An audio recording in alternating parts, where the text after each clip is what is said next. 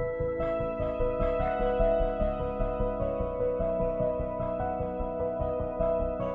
my name is Ash Kapoor. I'm a regenerative physician, and one of the big things that I do in my work is autophagy and fasting. And I'm really pleased to be here and excited to talk about the benefits of fasting and how we can bring the superhuman in us out. Well, I'm Donald McIntyre. I'm an investigative reporter, journalist, kind of professional skeptic. And I've joined the guys here today because I am a believer in fasting, and I was introduced to the issue about autophagy and fasting by Ash, and I passed it in many ways, the message and the transformative effects of fasting in the first instance to Tim, and we're trying to get this message out to the world about how amazing it can be. Hi, my name is Tim Lodge. I'm a Paralympic canoeist, and I also have a company where I help people with change and transformation. I wasn't always an athlete. I became an athlete in my 40s after quite a fast life in the city for 20 odd years. I've had 59 anaesthetics to date. There's a lot of inflammation in my body. I'd heard about fasting. About 8 months ago, I started working with Donald and Ash to look at this whole world, and it's completely changed my life on so many levels. So I'm hoping that by talking and sitting down with these two great gentlemen and sharing this, we can help others. So what is this all about? Essentially, I think this is probably one of the most exciting journeys that I've come across in terms of how the body can fix itself. Let me just tell you a little bit about my story. I qualified in 1991 in Southampton and literally was born out of the NHS. I did some teaching hospital jobs in Southampton, then moved to West London and trained to be a GP in some very busy hospitals. Loved the work I did, it was fantastic, and then went into general practice for the variety of things that I could see. And that journey was super. I met so many people, different personalities, and had exposure to a wide range of illnesses. And essentially, as I was going through that process, I noticed that the thing that I was rewarded for was my ability to make a diagnosis, my ability to find the right test, and that was my life effectively. I went on to be a partner in Hampton Court, which I'm still a partner at, and with that grew into a place where I was teaching GPs and teaching doctors. Enjoyed that, enjoyed the passion.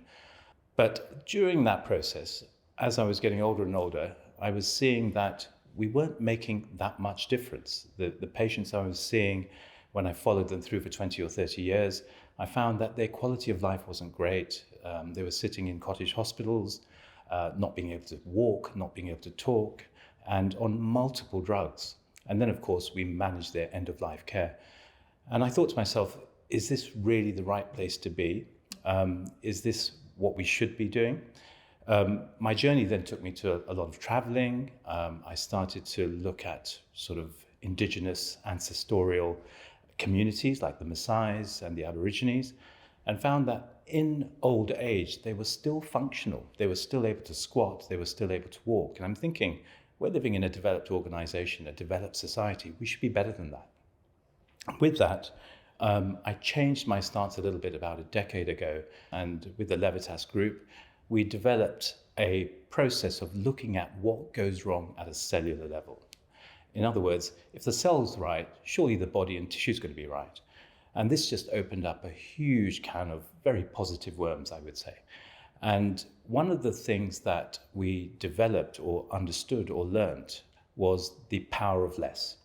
And what I mean by the power of less is we live in an abundant society, and yet our predecessors from thousands of years ago, and also the developing world, live in scarcity. And yet they don't have diabetes, they don't have heart disease, they don't have dementia. They're living joyful lives. And I thought to myself, we're going wrong here. And with that, I did a bit of research and found that chronic disease is on the up, suicide's on the up, mental health is on the up. We're kind of living in an environment of abundance, a sort of a utopia which everyone aspires to, and yet we're disintegrating. So I started to put some of these older practices in practice effectively. And one of the biggest ones was emptying out. I felt that not only was our external world cluttered, but our internal physiology was cluttered. And with that, we started to do fasting programs. This was essentially not eating, not filling the front of our fridge, and making our body look inwards and remove the debris and the accumulation that's slowing us down. And so we put our plans into practice, and it was surprising. A lot of the things that people thought they could never cure, high blood pressure, pain, mental health illness, chronic diseases, literally all of them, were getting better. But more importantly, people were getting intuitive, they were getting perceptive, they were beginning to understand how their body works. And this was a big revolution. And with that led to a lot of other things that we started to do. But I would say fasting was one of the biggest and most paradigm shifts that I've seen in health. I think it's extraordinary. Well, here we have an eminent doctor and GP, clinician and academic. And we have, an extraordinary athlete with an amazing story. And you have a kind of average, kind of occasionally F-list celebrity and TV journalist here. And what connects us is you, but also this magic of fasting. Explain how you two met in terms of, and your journey, because I think that's extraordinary. It's an amazing window onto how you took on fasting and were supported by Ash. I met Donald a fair few months ago now at our local canoe club. I'm a Paralympic canoeist, born with a disability called gross telopees, which was like telopees, but an incredibly severe case.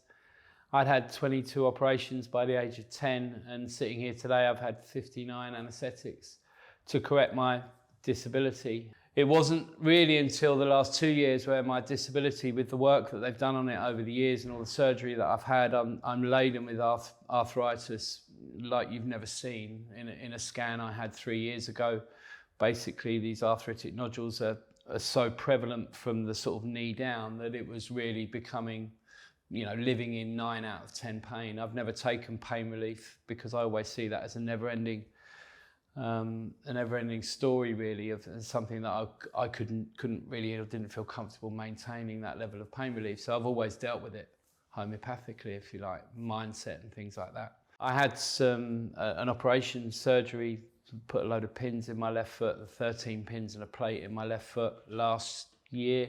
And I was in a boot for another 3 months, and it was Christmas, and I phoned Donald and I said, I've just left and I've got to have the boot on for another 3 months. And it was just sort of, I'd come to the end of my tether with it. So I thought, right, I'm going to start a fast today. And the next thing I know, 7 days later, I'd still fasted.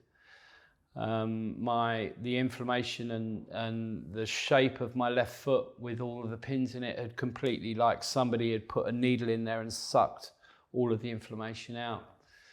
I think it was even more profound than that, because you were under threat of amputation. Goodness. Yeah, so for the last 3 years, both legs really. Amputation is always part of the conversation with my consultant. I'm incredibly lucky to have a fantastic consultant. I would live a better quality of life if I didn't have my feet on the ends of my legs, but prosthetics would be more comfortable for me. But it's funny, there's one thing that I couldn't live without, and that's walking on a sandy beach. And it's as simple as that. My feet will leave me at some point in my life, but I'm not quite ready for that yet. And what fasting's given me is an incredible tool, not only from a physical perspective to be able to reduce inflammation, but from a mental perspective. A lot of the work that I've done around my pain has been based around the emotions and the thoughts and the story that I give to that pain. Yeah. And the clarity that I receive when I fast is like nothing I've ever imagined. After that fast, I'd obviously, my body composition had improved dramatically. My inflammation had reduced. I was out of the boot in 4 weeks rather than 12 weeks. I'm in a gym and my rotator cuff tore. And that's when we went back in to see Ash to say, look, we've got a great opportunity here. I've got a surgery. I mean, Christ, I'd had so much surgery over the last 4 years. I couldn't really see it or see how I could see it as an opportunity, but it was an amazing opportunity. And it really showed me that we did a 5-day fast and some NAD IV work pre-shoulder surgery. I broke the fast 2 days prior to surgery, very cleanly, had some NADs that week, went into surgery. Ash earlier spoke about blood pressure. I've always suffered from white coat syndrome. You'd think I'd be used to it the amount of times I've been in hospital, but it's always high. The anaesthetist, it's on my record, they know that. I did the usual, walked in to meet the anaesthetist, put the blood pressure on me. I said, it's going to be high. And she said, no, it's perfect. It's above average. And I'm like, that has never happened in my life. And I'm 52, I've had a lot of surgery.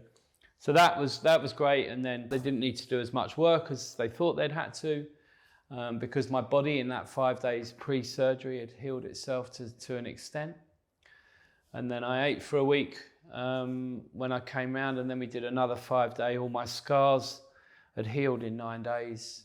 I walked into physio. I was only supposed to be able to move my arm to there. This is 2 weeks post-surgery. My arm's right up like that. I mean, it's just incredible. I mean, this man, honestly, apart from being the perfect guinea pig, because he'd, inflammation, operations, surgery, fasting, but you have adopted and adapted into it in an extraordinary way. And you lost 15 kgs, and having, from getting, third or fourth in the world champs or equivalent, at 100 kilos, suddenly you were, you're 85 and 84. Yeah, I was 105 at the World Championships last year in Denmark, and I raced at the Europeans a month ago at 85. Amazing. I've released and my primary focus has always been these, but the outcome, obviously, mentally, physically, is secondary. But I think I've probably relieved there's some different calculations out there, but about 90 kilos of force from my ankle joints, which is like my entire, my body weight. So I've reduced my force on my feet by huge amounts. Well, that's interesting, because when I started fasting, you first introduced me just over a cup of coffee here. I was due to have a knee operation. I was about 118 kilos, and knee operation and a replacement knee operation. And eventually I went into the guy and I said, maybe if I give a chance to lose some weight, would that make it a difference? There was no prospect of me doing that, because he looked at me, middle-aged guy, mid-50s, ain't gonna happen. It was just around COVID, prior to COVID. Then you introduced fasting to me, and then I did. The next thing you know, 3 months later, I was literally down at 90 kgs, and there was I was losing more than 10 kilos a month just with fasting, and it was like, and I was doing exercise too, which is a kind of interesting area, because I enjoyed it, and it gave me such an extraordinary clarity. I haven't had to have the knee operation, but my first introduction to fasting was bizarrely as a journalist. I was offered this gig, Alone in the Wild with Discovery, and I had to survive in the wild without any food and a couple of implements, and I had to make my own spears in French Guiana, and I knew there was no way I was going to be hunting aardvarks and whatnot. The Amazonia was in full flood, so I figured, okay, I'm not going to be able to eat here, so I'll just grind it out. And everybody else there, I think Joe Pasquale and there's some other celebrities, were in different parts of the jungle, and some of them may have taken and snuck in some food and all sorts of things, but I didn't, and they had a big breakfast around 11 o'clock, and then they knew they would have no formal meals provided to them for the next 7 days. And so I went in there and I refused to have the 11 o'clock, because I figured, just intuitively, if I have a meal, then I'm going to expect the next meal. So I just decided, cut off the treadmill, and honestly, I didn't feel hungry until I came, and not even when I came out. I had to kind of retrain myself. So that was my first introduction to it. I lost it maybe about I wasn't that active, but I lost about half a stone, maybe 10 pounds in it, which is quite interesting. And then, of course, being Irish and a journalist, there's a great history of hunger strikes, yes. And for political reasons, and they wouldn't have done it very on a sophisticated basis, and they would have started it very skinny, but there were people surviving very comfortably in the 30, 40, 50, and even 60 days. And I recently met somebody who survived 60-day fast. Now, the issue is that they were 1970s rock star skinny, right? They didn't start with the ample, So I suddenly realized, well, actually, I went 7 days and it was literally in a whisker. But then when we connected over that, the remarkable thing was, yes, you get the benefits to lose weight, fantastic, and that has all these other benefits. But the remarkable thing is, in terms of well-being, but your psychological clarity. I was doing it because my father had passed away with dementia, vascular dementia, and I thought, okay, well, that's an issue. And I thought, and I remember what you always said, all the great religions have used it as a clear out, and I thought, well, I'll do it, but it's nothing. Now, I haven't done drugs, and I'm not that religious, and I enjoy the odd drink, but it was the clarity, but the productivity. On day 3 or day 4, and so what I've done just prior to this, I had a 3-day fast, and then I had to go off to Taylor Swift concert, and then I'm fasting again for 24 hours.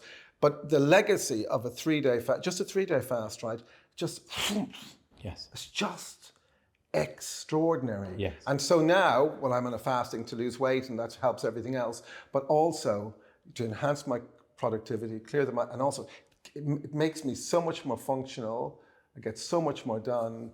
My mood is better. Everything about it is, and that is the magic, isn't it? Absolutely. Isn't it? It's extraordinary. Yes. And until I started researching it, I didn't understand it, and then I came across this magical word called autophagy. The one thing that I've heard from both of you is how everything gets better, and the reverse to that is when something goes wrong in one place, it goes wrong everywhere. So when your foot and ankle were inflamed, your brain will have been inflamed. Your toes, your feet, your hands, everything's inflamed because everything happens everywhere at the same time. Chronic inflammation is not discriminatory. If it starts in one place, it'll affect every one of your 30 trillion cells. So when you autophagize, you basically are self-eating. Auto meaning yourself, phagy eating. And it's not the weight that's the issue. The weight loss is a nice consequence, but what the body does when you fast is find debris and rubbish within you and take it away. And it's that debris that causes inflammation. And this inflammation is affecting everything, which is why mental health suffers, as well as physical health, as well as cognitive function, aches and pains. And one would go as far as saying that the 126,000 diseases that are out there are all chronic inflammation. Now, if we could find a solution to that, the whole world would be a very different place. And you've now know what it feels like. It's addictive, isn't it? I mean, you know how good you can be. You found a better version of yourself. Yeah. And your body's now telling you, I don't want to go back. Yeah. So it gets easier and easier. Yeah. The other thing you mentioned is when you make your mind up to fast, what you're telling your brain is, I'm going to do this and it's going to work for me. So the receptors going down from your brain to your body is, okay, we're with him on this one. If you go into something with fear or dread, I'm going to starve to death, I'm going to have a heart attack, the body behaves differently. I think your mind is so powerful. Yeah, because when we're always fearful of the first 24 hours, but that's just the belief that we've got. Once you get past that first dinner time or tea time in the evening, I mean, the extraordinary you're thing, off and running, that's all it is. I think the extraordinary thing is that, everybody, me included, everybody starts on a Monday because it's easier, because it's the start of something, and so our minds coalesce around that. But so I said to you, I'm going to try a fast from the 1st of January earlier this year, and again as a kind of recycling and clearance, a kind of annual clearance, and kind of it was much more for, as you say, the autophagy benefits, the health benefits, not so than losing weight. And you said, I'm going to start on the 28th. I said, who starts a diet on the 28th of January? Who, in God's name? And you did it. And not only that, you said, okay, I'm going to go for a couple of days. And you say, oh no, this feels good. And I said, well, as long as it feels good. Yes, that's it. As long as it feels good. This is a form of what we call hormetic stress. So ice baths, all the other things you mentioned, they're all hormesis, where the body is put in a state of stress. Fasting is a state of stress. But in that short period, all the bad things die. The bad mitochondria go, the oxidative stress kills things off, and then you come out better. So we're built for hormesis. And if you think about it, in the jungles, it's having a saber-toothed tiger running after us, finding food, water, and shelter. We're built for short, sharp stressors. When you were fasting, you were getting rid of decades of debris built up in you. And how it was working was this. The first 3 days when you didn't eat, your body had to find food from within. And the brain's lazy. It finds the quickest form of energy. That's sugar. So in your system, you had glycogen, a form of stored sugar, and the body says, he will eat one day, let's just use our Mars bars up. So the first 3 days, you emptied out your sugar. After that, the body went into a bit of panic and thought, we're in a bit of trouble here. But don't worry, over the years, we recycle 3.8 million cells per second. We've got garbage proteins sitting in every one of its cells. We'll go and use that. And that's what autophagy is. It finds that garbage, it breaks it up, recycles it. And that's why day 3, day 4, you suddenly started to get clarity, because the rubbish was emptying from your brain, your heart, your kidneys, your gut, literally your ankle, everywhere, as a form of nutrition. It's the most sophisticated recycling system ever. During that process, the brain's not silly. It says, look, he's not eating, right? The pancreas says, I'm going to bed. I've been working overtime for so many years. Your insulin resistance goes down and the inflammation starts dropping. But the brain then says, look, we've got to start biohacking his fat now because there's no food coming in. So it will find fat around all your organs and start breaking it down for energy. And your brain's made of fat. So your brain will get fed before your body does, which is why you get this Zen calm feeling and you feel relaxed and you feel energy. And then the dopamine lets go, saying, no point troubling him. He's not going to eat any sugar. So the dopamine lets go. You lose your hunger. You lose your need for sugar and carb. So this system is 6 to 9 days, and everyone's capable at any age if it's managed properly. By cleaning out, you've emptied trillions of cells of garbage, which were going to become cancer, heart disease, diabetes. They've just been annihilated. It's an internal form of cannibalism. That leaves you clean. So you've only got the Ferraris and the Lamborghini cells there who are going to reproduce Ferraris and Lamborghinis.